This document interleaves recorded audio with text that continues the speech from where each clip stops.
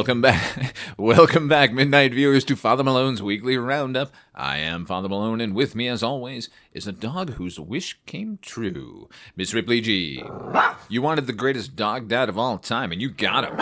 God damn you. What's been up, everybody? It's been a couple of weeks. Hope you've all been thriving, not just surviving. I am super thriving at the moment. I've had a lot of favorite jobs over the years. I think I'm currently doing my most favorite. But seriously, how are you all? I'm not asking that idly. I mean, I know as a nation, as a world, we're all pretty sick at the moment.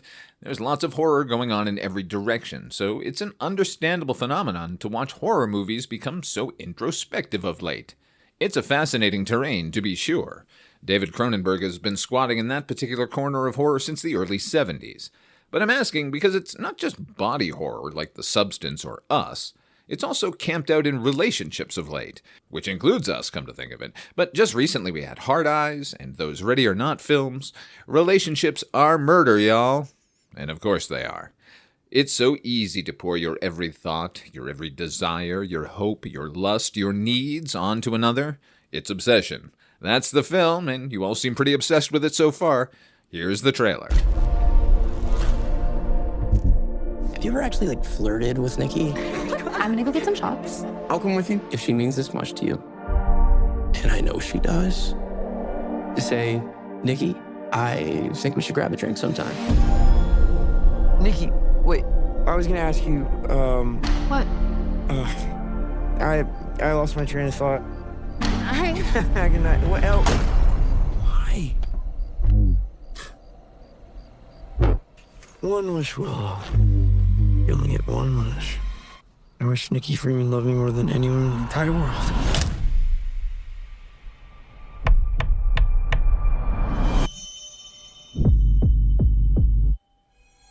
I love you so much. A love only the branch of a willow tree could conjure. It's weird how you two are dating all of a sudden. Super dating. I think Nikki is going through something. Like what? Is she okay? No. Jeez, what kind of spells you put on her?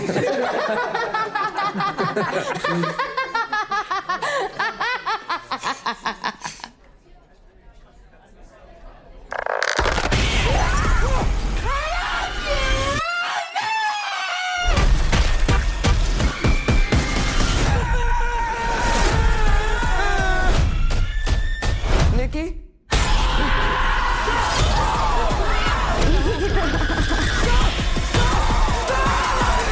I love you. I love you. I love you. I love you! I was calling to see if there's a way I can cancel a wish. I'm sorry, we don't really do that. So she's just stuck like this forever? Well, yeah, I mean, as long as you live. As long as I live?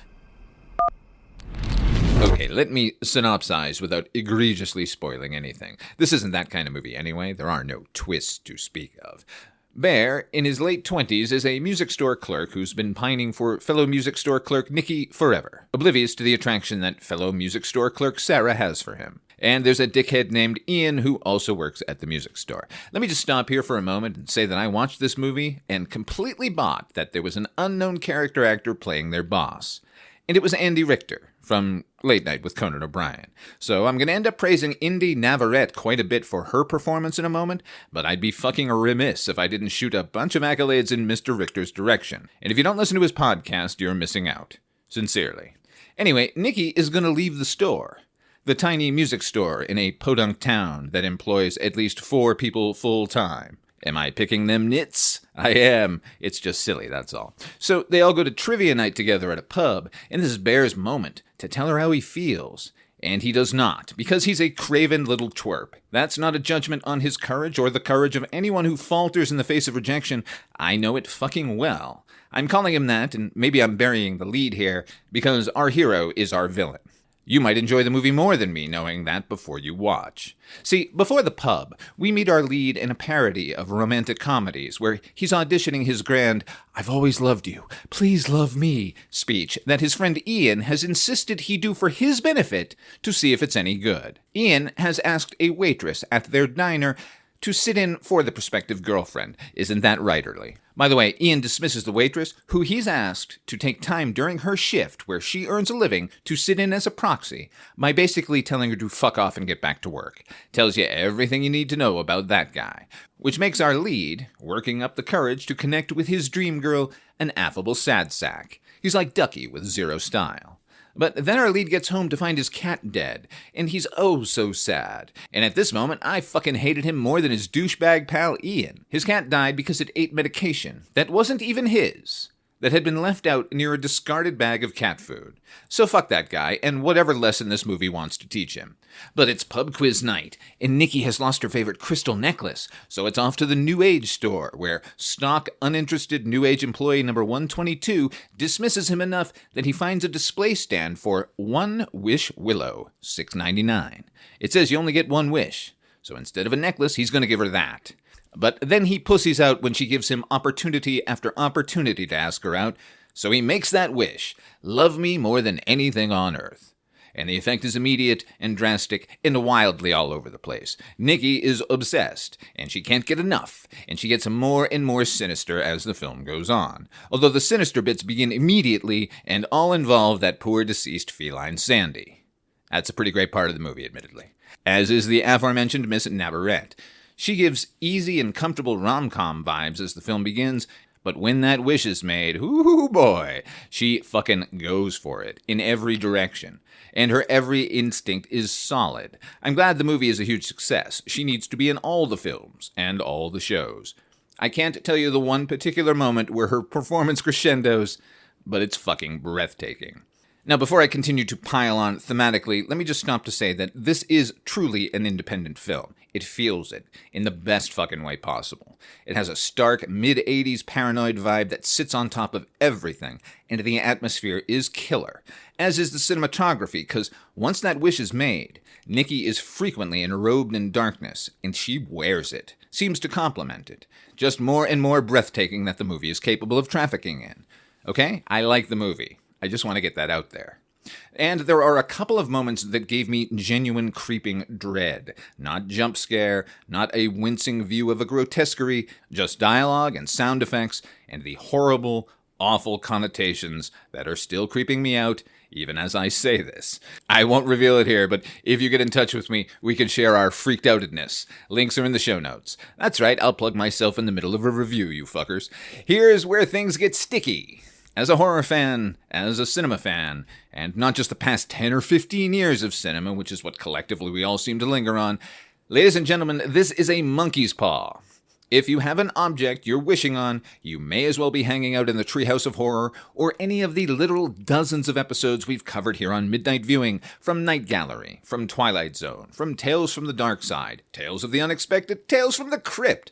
This is the oldest story in creation. And I must say, having spent so much time in the anthological trenches as I have, there's a reason short format works in these cases.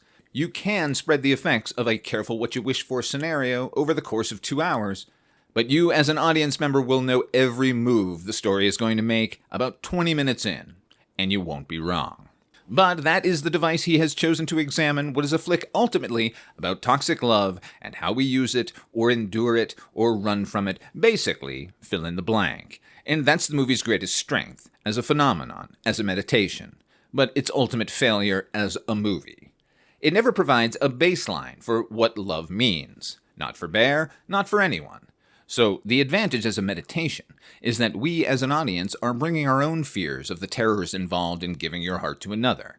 That's what gets us on Bear's side momentarily, but it also allows every single audience member to plug in their own worst relationship on top of the plot of this film. And that makes the film easily about non-consensual contact. It makes it about being mired in anxious attachment and avoidant attachment. It makes it about a philanderer getting his comeuppance. It also functions as a hardcore breakup film and all the modern ways we can track and control others. But then again, If all of those viewpoints can be valid, then so can the queasiest take on the material. The film feels sometimes like that friend we all have, the serial dater, and when it comes time to sum up why the latest relationship has failed, it's always, that girl was crazy, man. She did some fucking totally out there stuff, man. Just wackadoo stalker shit. And we all know he's the fucking problem. But Nikki feels like the embodiment of that bullshit excuse brought to life. So basically, name the toxic relationship woe, and you're not wrong about what this movie is about. Which is fine, but feels an awful lot like ambiguity masquerading as depth. See also most of Nicholas Winding Refn's films. Because if you're watching a movie about Bear and the horrible fucking decision he's made against this human being and all the ways he dodges accountability, you're in for a terrible entertainment making you hate everyone involved. Other than Nikki, but then it's hard to embrace her while she's duct taping the front door shut. And the thing is, yeah, this works as a jet black comedy, if that's what it is. But there are too many instances where we're supposed to commiserate with Bear that it feels like it's instead really satisfied with itself that it's made this subtle bait and switch where the hero becomes the villain. By the way, this is the third horror film in recent memory that features suicide as not just a potential solution, but potentially the only solution according to the film's logic. Speaking of, this doesn't take place over one night. It's a series of days where Nikki is out and about and interacting with people in the same fucking unhinged manner as she's doing at home with Bear, and at no point has anyone thought to call a mental health clinic. An hour and 20 minutes into the movie, someone finally says she needs therapy. At that point, no, she doesn't. She needs a fucking straitjacket and a padded room. Her actions aren't demonic, they're manic, which, by the way, could have been another interesting avenue, discouraging growth in your partner so they don't leave you behind. And any and all of these scenarios, by the way, I'd endorse if the movie had simply started from a different point of view. And I know I'm harping, but any baseline of what romance is supposed to mean to any of these people, so we can know where the boundaries are, would have been helpful. Overall, I like it as a comedy. I think it'll work much better the second go round, and I think it's better than most introspective horror we've been getting since that fucking Babadook. But I just wish they'd found the definition of love to exploit. Mind you, no matter your interpretation, he doesn't wish for control or dominance, he wishes for love. And that's a moment we never actually get. There is no joy in their relationship at any moment in this film. And if there's love involved, then there has to be that. At least a moment, which justifies continuing the long, awful slog that some relationships can certainly be. I think the last 15 minutes are killer, by the way. If they'd maybe had only 15 minutes of setup, I'd be praising it from the rafters on the regular show right now. As it is, it's a pretty good fright flick that I imagine will improve over time. Until then, everyone can go back and watch Fatal Attraction, or Swim Fan, or Misery, or The Crush, or Gone Girl, or Ingrid Goes West. Fuck, that's the one. Everybody go watch Ingrid Goes West. And that is going to be the roundup for this week, I think. Links are in the show notes to the Patreon page where we're still plugging away with Step Off, the White Rapper podcast. That's me and HP. And I'm also continuing to explore the wastelands outside New Vegas with my co-host Nuka Coda Quantum on our show Vault 702, the Fallout podcast. That Patreon page is also where you will hear A Year in Horror host Paul Waller and I discuss all things lycanthrope with our show A Little Old Lady Got Mutilated Late Last Night. Werewolves of London again. For Ripley G, I'm Father Malone. Try to enjoy the daylight.